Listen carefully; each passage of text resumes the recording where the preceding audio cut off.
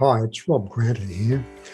I'm really looking forward to presenting at the Massage and Myotherapy National Conference in Adelaide in May this year.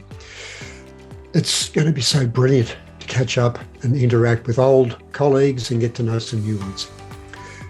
We've all greatly missed these opportunities to come together.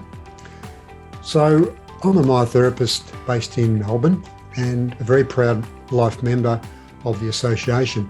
And I'm going to be one of a panel of 4 speakers discussing and demonstrating our specific approaches to the assessment and treatment of shoulder pain. So I injured my shoulders very early in my career.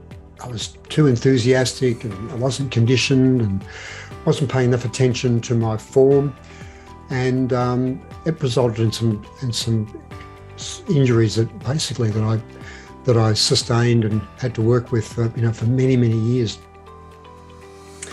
And I don't want you to repeat my mistakes. I ended up having surgery in both my shoulders, so that's a negative thing in some respects, but it's positive because I have so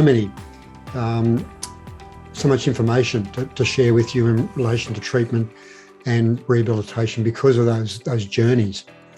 So exactly on that note, I'll be discussing ways to protect ourselves as therapists from injury, things that we definitely should avoid, especially with shoulders, things that we can do to make us more resilient.